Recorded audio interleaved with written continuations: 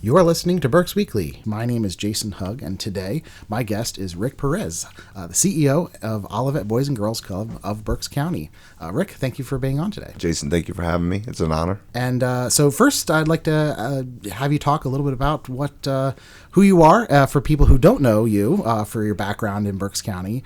Well, thank you. First of all, thank you for having me here, and great job, and all that you've done for the community and making sure that we get great news, and positive stories, and really appreciate everything you've done for the community. Oh, thank you. For myself, the journey starts here in Reading. I was born in Reading and lived here right till end of 8th grade. Went to Northwest Middle School, Riverside Elementary, and, that was home. Right around that time, my parents had gotten divorced. I was about 12 years old. I started going to the Olivet Boys and Girls Club at that time, and I lived on 3rd and Oley. Living on 3rd and Oley, it's a few blocks down. You would have to cross Schuylkill Avenue. My mom had a tight leash. You didn't go. There were certain boundaries where I would go, but of course we always pushed the limit. Me and my buddies and our bikes. We were, we would go anywhere and everywhere.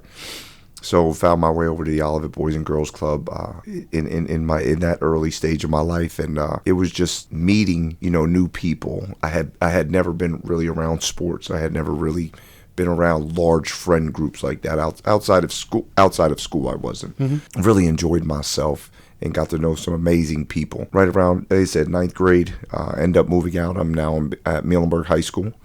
And at Muhlenberg High School, really started to get more into athletics. I really started, actually at Northwest Middle School, I started getting more into athletics, and got to Muhlenberg High School and met my best friend there. My best friends, my brothers there, Rob and Matt Flowers, who I have coached with and been with for quite some time, and very thankful for their family. So spend my time at Muhlenberg High School. It was awesome, 9th to 11th grade, and here I had to make a shift, and actually, due to some behavior issues and some good history, I ended up getting removed from Muhlenberg High School. I ended up at Wilson High School. So I ended up graduating from Wilson High School. So it depends who I talk to, because I got the Reading coaching background and a Wilson diploma. So I think I'm good everywhere I go.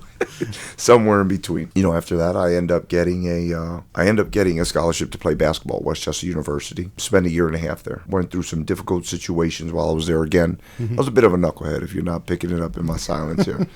But all great learning experiences for myself. End up finding myself back at Kutztown, or I come back home, Kutztown University. I'm done playing basketball, trying to find myself, and I end up at the Olivet Boys and Girls Club again. This time I'm working as a YDP. Well, actually, I just went there to continue to train in hopes that I would maybe play basketball again. At that time, I was then offered a job, and I never had aspirations of coaching. I knew nothing about coaching. The reality is I didn't have many aspirations of much. I didn't know what I was going to do at that time. And the Olivet really just gave me an opportunity to find myself.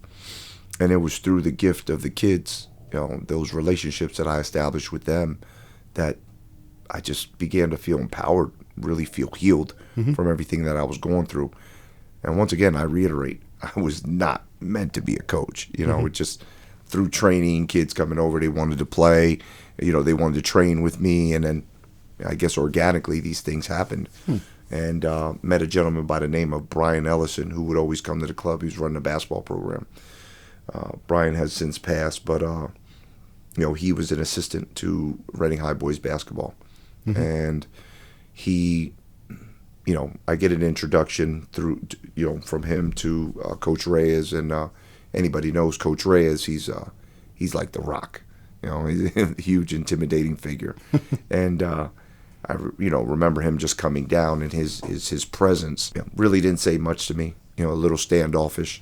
But then he circled back and really said, do you want to coach basketball? Well, sure, let's do it. But he told me I'm going to have to change my life, And from that point on, I ventured into, it was a no-brainer, to be under his wing, him, Coach Golden, Coach Ellison. And then after that, I end up, here I am coaching basketball. I had no idea what I was getting into, It really just changed the trajectory and the perspective on my life. And I ended up coaching basketball 2003 to this day, and I'll never stop coaching. So I know a lot of people will relate to me, through the game of basketball and what happened these recent years at Reading High School. But that game has really, like I said, it changed the trajectory of my life and really opened me up to education, mentorship with kids, empowerment of the youth, and just really entrenched in that lifestyle. Prior to basketball, I don't know if I really had an idea, what I wanted to do in life. Here I am, spent beautiful, 2 decades at Reading High School. Recently, I did resign 2 years ago. My son is now in 11th grade. I have another son in 9th grade. At that point, when they were 9th grade, 7th grade, whatever. My choice to resign it's pretty simple. I asked my son at Muhlenberg. My brother had taken a job, Matt Flowers. He was with us at Reading High School for, 12 years. He was my assistant. And we worked. I named him, co-head coach, associate head coach along with me.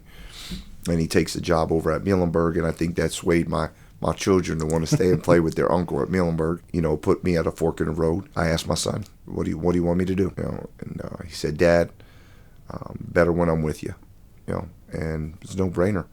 So now I'm coaching at Muhlenberg, CEO of the Olivet Boys and Girls Club, and it's all in God's will. Yeah, big family person then. Yes, without a doubt. I have been with my high school sweetheart. 19, I think I asked her out in 1997, right around there. And we've been together ever since. So thankful for Kristen and our 3 babies, Jaden, Caleb, and Liana. It's just been an honor. It's been one amazing journey over these last couple of years. So how did you find the role for being the CEO now of Olivet? I wouldn't say that I found it. I think it found me. You. Well, so I think if anyone in the community knows Sue Parati and Angel Helm and Dr. Mumin, we know they know how to influence. Yeah, that's true. So I get a phone call from Dr. Mumin, and he says, "Listen, you're going to be the CEO at the Olivet Boys and Girls Club." I'm like, "Doc, quiet, get out of here." But Doc always pushed me, always. And he told me on many occasions that, "Rick, you are going to do something bigger than just coach basketball." But I could never see beyond that. I think that's something that has been one of the struggles in my life and not a struggle, I just haven't been able to really see what's next for myself. I can see it for everybody else, but not for myself. And, so when he gave me this call, anything he says, I'm going to fall in line and follow his lead. So at that point, I meet Angel Helm and Sue Parati for this first time, and they're quite a tandem. And so it was an honor to be in their presence. And I show up in Sue Parati's office. I'm sick as can be, But Doc said I got to be here. He says, Angel is Uncle Chris, so Chris Carrera's niece.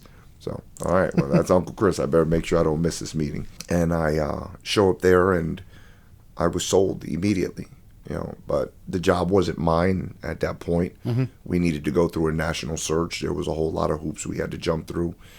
And thankfully I'm here. And the reality is, Jason, I'm not here because I wanted to be a CEO or an executive, or I was looking for a job with this status. I owe it to the Olivet Boys and Girls Club. And as I've explained to you, my parents divorced. I end up at the Olivet Boys and Girls Club. I end up in the midst of a transfer from Westchester to Kutztown, which is a whole story in itself. I'm back at the Olivet Boys and Girls Club. Here, I just resigned from Reading High basketball, which is a large part of my identity, and I'm here at the Olivet Boys and Girls Club. And it seems like every time my life is in flux or some type of transition, it brings me back to this place. So I'm just here to be, a steward of the community and lead in any way that I can. The title is the title. It is what it is. That just means I have the responsibility of taking the club to its next level, and whatever that is. Yeah, well, was going to be my next question is what are the plans, and how do you look forward to doing that? The plans for us right now, we have 2 clubs that are closed, in Powell and Mulberry, due to some deferred maintenance. So we need to reopen those clubs immediately. So we are in process. We do have the funds to do that now. We have to get back to servicing those amazing parts of the city and getting our kids and our families in those buildings. We have to enhance our relationship with the school district. Although we have a great relationship, there's more synergy, there's more opportunities there for us to support them. We know that they are the pinnacle of our community. So how can we be an arm for them in providing support to our families and our youth, empowering our staff, and really educating our staff on how to lead and provide all the necessary. When you work with kids nowadays, you're a bit of a counselor, you're a bit of a teacher, you're a bit of everything. Right. Everything's your job. So really empowering our staff and getting our people back in. There have been the Olivet has been in existence for 127 years. Mm-hmm. And one thing that people may not know is, we are different. I used to always go to other places and say, "Oh, do you guys have an Olivet? Do you have an Olivet?" And everyone would say no. And I didn't realize, the distinction of having that name, Olivet. There's the Boys and Girls Club. Right. Everyone knows. But the Olivet is because we were one of the founding fathers, mm-hmm. of the Boys and Girls Club. So that distinction, now I learn when I go to Boys and Girls Club meetings and everyone's like, "Oh, you're an Olivet." So it feels pretty good. We're the Nike of the Boys and Girls Club, and I never thought of it that way. Yeah. And we need to present ourselves in that manner. So for someone who maybe on the outside, a listener who doesn't really know too much about Olivet Boys and Girls Club, give them a behind the scenes look as to what happens day to day and how it works in the community. Recreation, education, and fun. Mm-hmm. That's we are after school program for our youth. So when they're done with school, we provide transportation to some of the elementary schools in Reading. And in some others, we do a walking school bus. So if you ever want some entertainment, join a walking school bus with all that energy coming out of school, walking to one of our clubs. But, the young men and the young ladies come on in after school, and they have programming, social, emotional, leadership, education support, all types of stuff, physical, mm-hmm. Activities. There's no shortage of programming. There's no shortage of fun. And the last thing we want to do is make them feel like they're in school again. Right. But, it's a great opportunity for us to just support them to growing in so many different aspects. We do provide sports programming with baseball, mm-hmm. as well as basketball. We actually kick off our season this Friday, so that's pretty exciting. Oh, okay. We're excited for that. And, we would just want to keep kids off the streets. We mm-hmm. want to keep kids off the streets. It's a great place to go. We service between the ages of 6 to 18, it's a great place to be. Whether you want to go shoot pool, play ping pong, we have e-gaming, getting on the basketball court. We've got we've got 6 brick and mortar facilities, 2 unfortunately which are shut down right now, but they're operating out of school sites. So they're operating out of Lowers Park and 10th Green. So I'm thankful to the school district for opening up that platform, so that we could still provide a service to our community. We also have a camp, Blue Mountain Camp, up in Hamburg. Mm-hmm. So that is free access to our kids who are a part of the club. We have two pools. Another exciting thing, if you're ever bored in the summer, put your swim trunks on, come on over, jump on a bus. We can take you down to Clinton Street Pool or Blue Mountain Pool, mm-hmm. and it's always a great time. But recreation, education, and fun, that's what we're all about. So with your background and experience, what things do you bring to the role of CEO that maybe someone else wouldn't? Well, I was one of these kids. I understand it. I get it. I know the excitement of riding your bike a million miles an hour, mm-hmm. Running through stop signs and street light, which I don't encourage, okay? But I was that kid who wanted to get to the club and throwing your bike down out front and just sprinting in because you wanted to have fun. I really understand it from that perspective. I understand our people, me being of a Latino background, just being able to relate to them. And I always ask them, we have an Olivet handshake, really being able to connect with them. And I always ask them, like, who's the next CEO? Mm-hmm. You're the next CEO. You're the next CEO. You're the next, because I just see myself in, in all of them. Mm-hmm. So I think that's a key piece. But, also in my education background, just really understanding the process of helping to empower people and educate people, how nurturing that process needs to be. And also I have a psychology background in that, just understanding how much we need to be part of building the mind, in that mission. A lot of this is about you, of course, because I have you in front of the mic. But do a little bit something different that I usually haven't done. But there's a lot of people that work for the organization, and they do a lot of important work too. But is there any? It doesn't have to be just one person. We could have a few different people in your organization that are doing great work that deserve a shout out, or people should know about what they're doing. I don't know if we have enough time in the podcast for that, because when I got there, the organization was in a rough spot. As I learned, first we have an outstanding board, in the support of United Way. When you have an outstanding board the way we have the United Way, you can't lose. Mm-hmm. But to reinforce that, when I walked in, our administration, and that includes our directors, were at the forefront of just doing whatever it took to keep the Olivet moving forward. The things that I had heard, there was a lot of doom and gloom. Well, my first day, there was summer camp. And when you see 80 kids running into the club and you're standing in the front and you see that energy, kids running, doing the airplane, all types of mess, as they're on their way in excitement, I knew that the Olivet was alive. And I knew that those people there have kept that Olivet spirit alive. Mm-hmm. So regardless of what was happening, on the periphery administratively or anything, those kids were still coming to the club. And every single person from our newly appointed COO, Nick Philippides, I want to congratulate him. He was our VP and he's now our COO. He's really been at the forefront of a lot, from him all the way to our directors, our YDPs who were on the ground. They just did an outstanding job. And I don't think it's fair to just name one person because there was a lot of blood, sweat, and tears. And I seen it. And as soon as I got in, I couldn't even put my bag down. It's like you're just swept right up into the mission, right into the work. Any new initiatives or things that you're looking forward to do in the future? Yes. We, like I said, our basketball program, which hasn't been around for quite some time. Okay. I mentioned again, we have our 2 facilities that are closed down right now, but we should be beginning construction on them in the spring here at some point. Mm-hmm. We, in terms of programming, there has just been, we continue to enhance our programming, reaching into leadership programming. Our summer camp will be coming up, and that's exciting. We are collaborating to align all of the baseball programs in the community. Oh, okay. So we are excited. We had everyone at the table a few weeks ago, and little did we know that from the ages of 5 to 18, we're servicing a little bit. Not we the Olivets, but we as a whole community, over 700 kids, through the game of baseball. So really trying to get some alignment with that, and we want to do that with all the sports. We want to be, when it comes to sports, it's not just about elitism. We have to be the platform that gives inclusivity. You don't have to be the best basketball player to play basketball.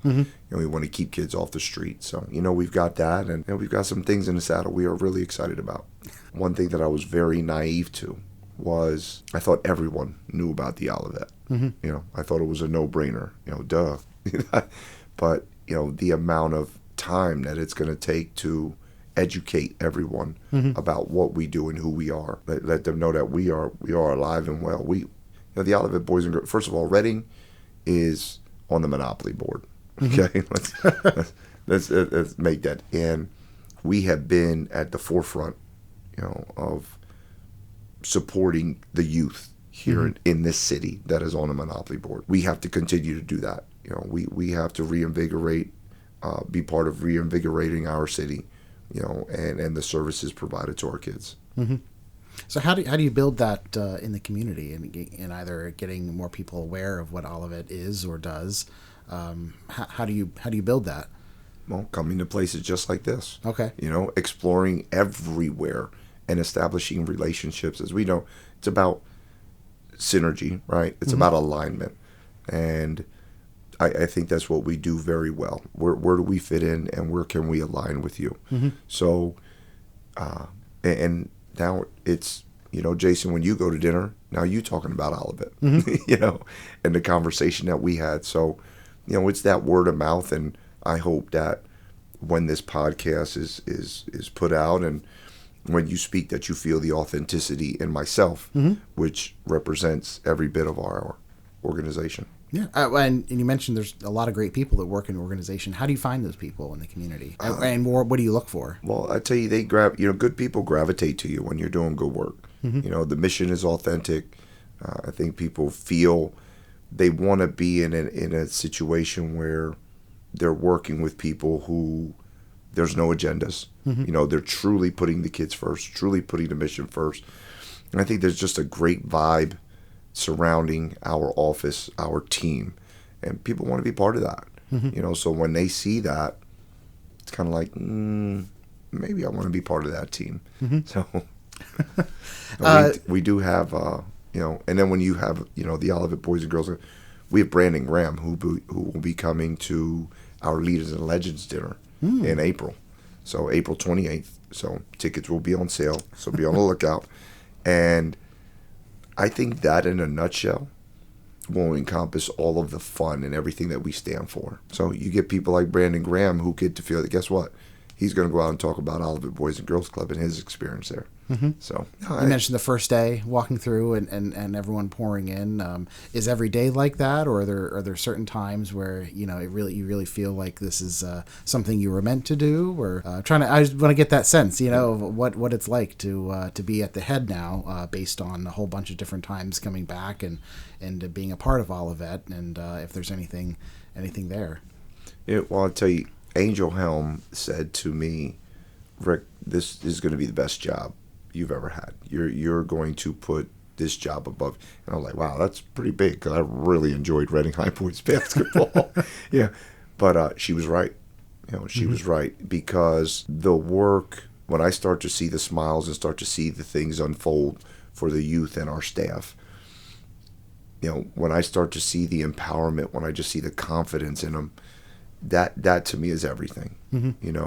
Being able to just give people that platform to grow. I think many of us have been part of organizations, that we've worked for, and they're cliquey. There's not much room for growth or opportunity, or growth has to look a certain way. And I think we've just really ripped the roof off of this place and shown people that we can go anywhere.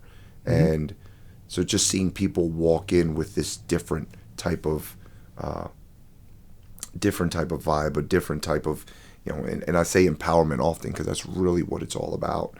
And, we're going to go, the Olivet we were, 8 months ago is not the Olivet we are now. And the Olivet we are now is not the Olivet we're going to be in 2 years, 5 years, and 10 years. We want to be number one. We want to be number one, and it's not number one because, we're the best. No, we pour our love out that much, and we deserve it. So how do people support Olivet Boys and Girls Club? What can they do? Well, we need people. We need volunteers. Our kids need to see people, who are willing to come in, and whether it be a mentor for college, or it's a mentor for reading, or it's somebody helping with cooking, young ladies groups, whatever it may be. We need those type of supports, and they need to see people from all different ages, all different colors, all different backgrounds, so that they can become acculturated and see all the beautiful things and different perspectives that people have. So that's an amazing way to support us.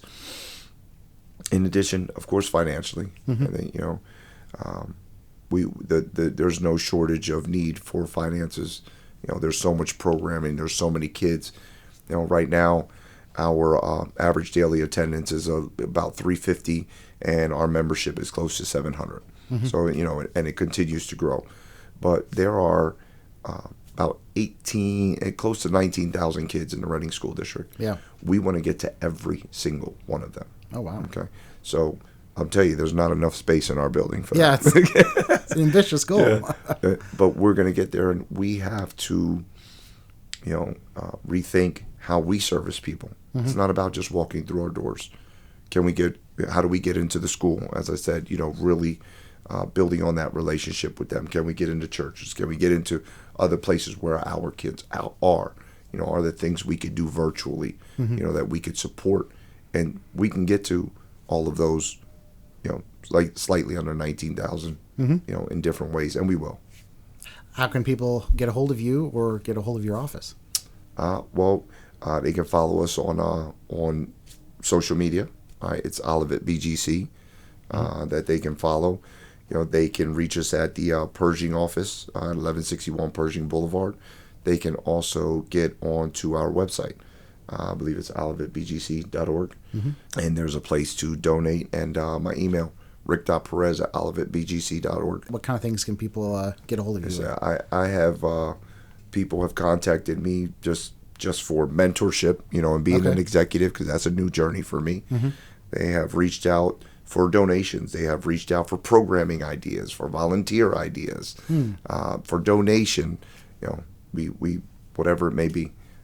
So if Olivet is I just encourage people that if it's at the forefront of your heart or your mind, or you're not even at the forefront, you're just thinking about it, reach out. We got something for you. Well, Rick, I appreciate you coming in and talking about the mission of Olivet Boys and Girls Club. Thank you. No, thank you, Jason.